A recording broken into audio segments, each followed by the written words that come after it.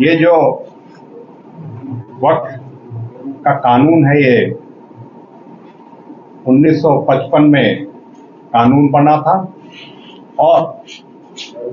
1995 में फिर से इसको रिपील करके, रद्द करके फिर से नया कानून बना था और 2013 में इसमें संशोधन हुआ था और इसमें 57 संशोधन 2013 में करे गए थे और अगस्त 2024 में मौजूदा भारतीय जनता पार्टी एनडीए की सरकार ने ये जो है बिल ये पार्लियामेंट में पेश किया था और जिसको जॉइंट पार्लियामेंट्री कमेटी में सभी पार्टियों के आग्रह पे उसको सौंप दिया गया था और जॉइंट पार्लियामेंट्री कमेटी में इस रिपोर्ट को जो था उसको 15-11 की वोटिंग से ये हुआ था और इसमें 14 संशोधन, और वो 14 संशोधन वही थे जो या तो भारतीय जनता पार्टी या उनकी सहयोगी पार्टियों ने जो सुझाए थे। विपक्ष के जितने अमेंडमेंट थे या जितने बदलाव के उनके ऑब्जेक्शन थे उनको दरकिनार कर दिया गया। यहां तक कि जो उनका डाइसेंट नोट था वो भी शामिल उस रिपोर्ट में नहीं किया गया था। फिर विपक्षी दलों ने स्पीकर में और लोकसभा में जब इस चीज को, इस मुद्दे को उठाया तो उनके डाइसेंट नोट को शामिल कर लिए गए थे, लेकिन ये मसौदा जो है भारतीय जनता पार्टी और एनडीए सरकार पहले से ही ऐसा लग रहा था कि इस बिल को अपने संख्या बल के आधार पे पास कराना चाहती है और इस बिल पे सभी विपक्ष पार्टियों को ऐतराज थे और इसी वजह से इसका चाहे लोकसभा हो राज्यसभा हो उसमें सभी विपक्षी पार्टी ने एकजुट होकर उसमें इसका विरोध किया। बड़ी लंबी बहस हुई, लेकिन दुख इस बात का है कि विपक्ष की जो भी सुझाए हुए संशोधन थे, और संशोधन इसलिए थे क्योंकि ये एक्ट कहीं ना कहीं असंवैधानिक है। जो हमारा संविधान कहता है उस संविधान की इच्छा और उस संविधान की जो मंशा है उसके अनुरूप नहीं है और जो हकूक इस देश में से उसके नागरिकों को हमारा संविधान देता है और खास तौर पे आर्टिकल 26 जो संविधान का है, जो वो कहता है कि इस देश में सभी बराबर हैं और सबके धर्म को और उनके आस्था के हिसाब से उनको अपने मानने का अधिकार है और किसी के साथ कोई जो है भेदभाव ना हो, ये मंशा है संविधान के। लेकिन मैं कहना चाहता हूं आपको, हमारे वक्फ में संवैधानिक तौर पे ये गलत है। संविधान जो मर्यादा या जो मान्यता है उसके अनुरूप नहीं है और इसीलिए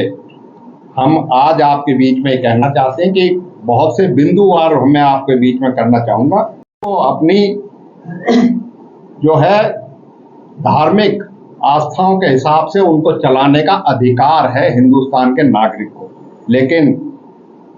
इस बिल के माध्यम में आप देखोगे कि किस तरीके से धर्म के बीच में हस्तक्षेप भी है और इस बिल के माध्यम से जो है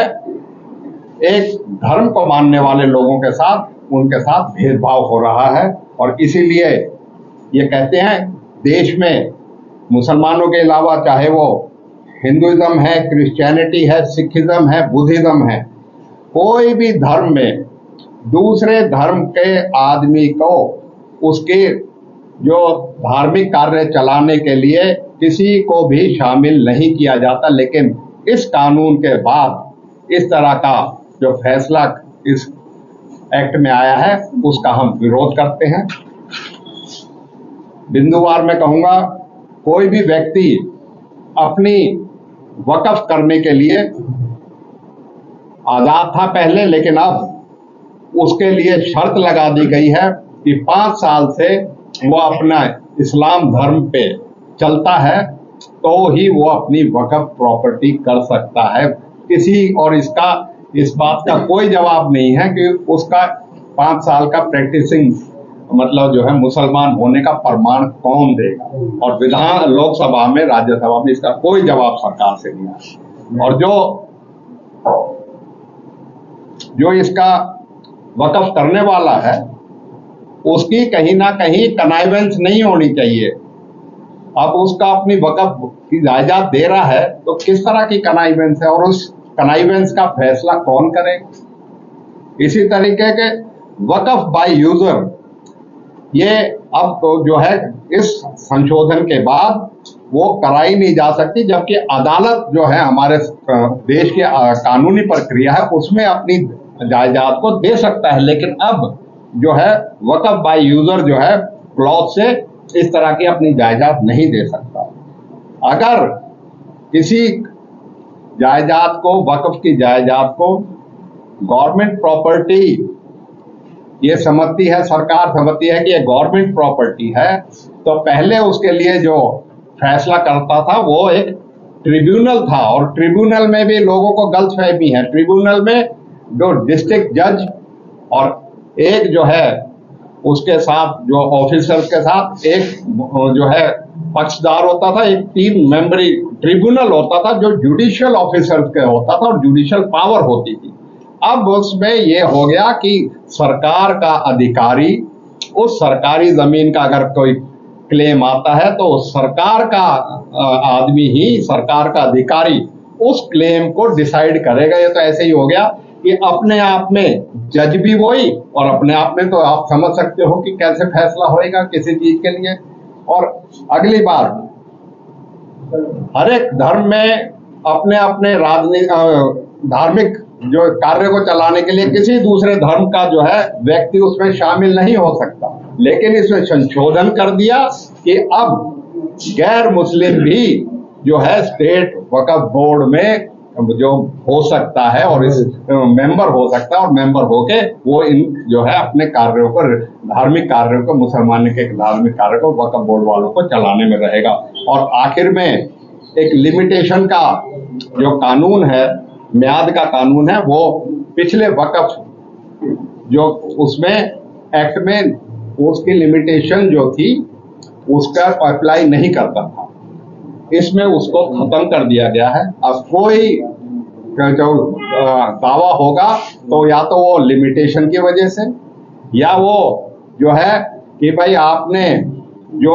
एनक्रोचर हैं जो इन पे अवैध तरीके से बैठे हैं वो एडवर्स पोजेशन करके लिमिटेशन के जो होने का जो था वो अप्लाई होने से उन चीज का भी वो हो जाएगा। इस तरीके से ये सारे हकूक से उनके धार्मिक जो है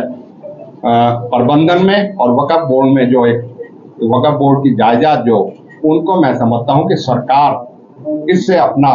जो है कब्जा करना चाहती है, इससे वंचित करना चाहती है। अक़लियतों के जो भावना है वो आज के दिन इस भावनाओं को सारे देश के नेताओं में और राज्यसभा और लोकसभा में आपने देखा उसका करते, हम भी आपके माध्यम से अपना विरोध दर्ज करते हैं। और ये कोई पहला वो नहीं है, जब से बीजेपी आई है आप देख सकते हो कि कभी एनआरसी और सीए आया, कभी यूनिफॉर्म सिविल कोड आता है, और हिंदुस्तान में एक ही मुस्लिम राज्य था,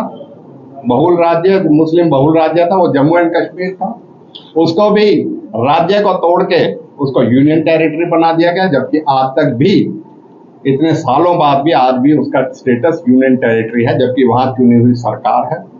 और पिछले 5 सालों में अक़लियतों के साथ जो उनका बजट था वो 2019-20 में 2023-24 तक 18,274 करोड़ था, उसमें से 3574 करोड़ रुपए तो खर्च ही नहीं हुआ सरकार में। ये मंशा दर्शाती है कि यूपीए बीजेपी की मंशा अक़लियतों के प्रति कैसी है। और इसी तरीके से चाहे अक़लियतों की स्कॉलरशिप की बात हो, उनके एजुकेशन में, शिक्षा में जो उनकी असिस्टेंस की बात हो, सारी बंद करने का काम इस सरकार ने किया है। तो हम समझते हैं ये सरकार अक़लियतों के साथ भेदभाव कर रही है और इस एक्ट के माध्यम से हम ये कह सकते हैं जो असंवैधानिक है। और इसमें हम आज सारे साथी इस बात को कहते हैं कि चाहे all India personal law board हो, चाहे जमात इस्लामी हो, चाहे अन्य संगठन हो, हम सब मिलके हम समझते हैं कि आज जरूरत है हमें इसके खिलाफ आवाज उठाने की। हम इसके जो इसमें हमारी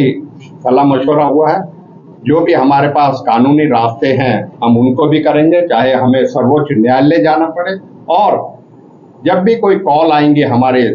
संगठन के और उसमें हम उसमें अपना एहतजाज जो है, जैसे हमने CA/NRC में किया था, चाहे किसान के आंदोलन की बात करें, इस इलाके ने हम अपने हकूक के लिए उसके खिलाफ एहतजाज भी करेंगे। और उसके लिए हम जो भी हमारी कोशिश होगी, इस सरकार की जो ये मंशा है कि अक़लियतों के साथ उनके हकों को मारने की, उसका पुरजोर विरोध कर रहे हैं और करते रहें।